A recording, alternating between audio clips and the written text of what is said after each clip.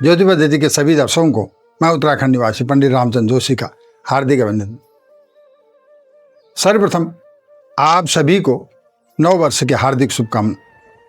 मैं माँ भगवती से प्रार्थना करता हूँ वर्ष 2026 आपके लिए मंगलमय हो। आपके घर में सुख शांति समृद्धि धन धान्य आरोग्य दीर्घायु बना रहे।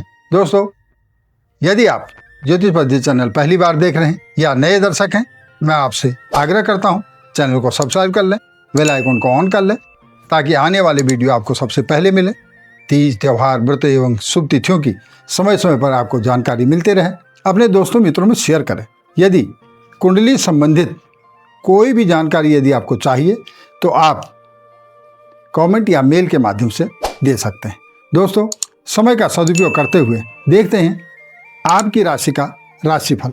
मेष राशि के जातकों का वर्ष 2026 कैसा रहने वाला है। वर्ष 2026 में आपके ग्रह, आपके सितारे योग संयोग किस तरह का बना रहे हैं, भाव विभोर किस तरह का प्रभाव दिखा रहे हैं, दिशा दशा किस प्रकार की तय कर रहे हैं।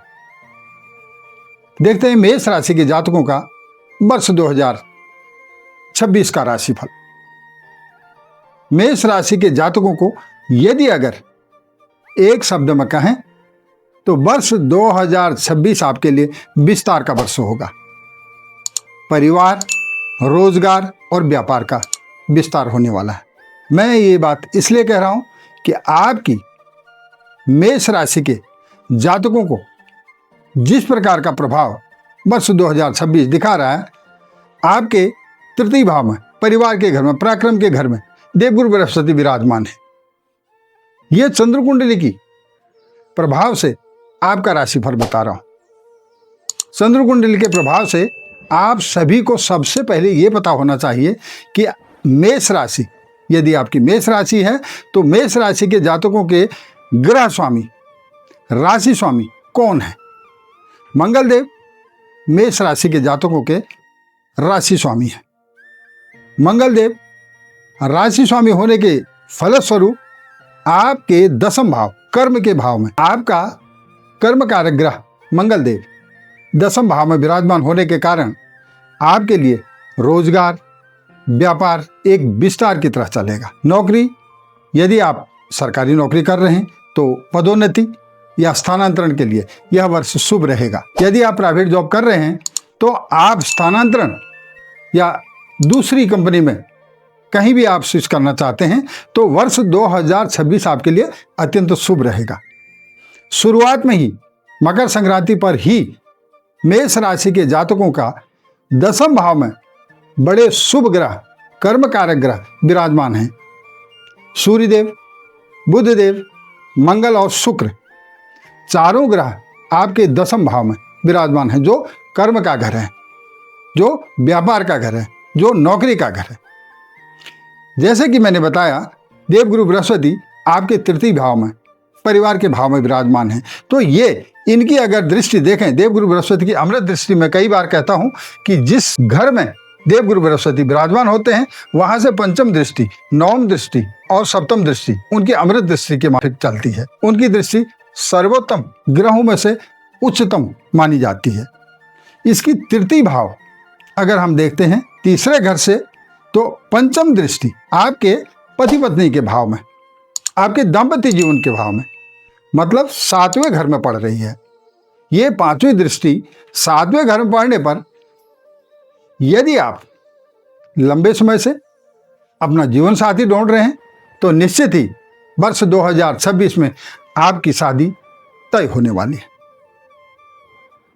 इसी प्रकार से विस्तार, जैसे मैंने कहा कि परिवार का विस्तार देवगुरु बृहस्पति दिखा रहे हैं, तो यदि आप अपनी संतान वंश की उत्पत्ति की कल्पना कर रहे हैं या सोच रहे हैं तो निश्चित मानिए आपके आंगन में बालक की किलकारी 2026 में अवश्य गूंजने वाली है। इसकी शुभ दृष्टि सप्तम दृष्टि यदि करें तो देवगुरु बृहस्पति की सप्तम दृष्टि भी धन और लाभ के लिए अति उत्तम है। जबकि मेष राशि के जातकों को मैं बता दूं कि वर्ष 2026 शनि की साढ़े साथी चल रही है।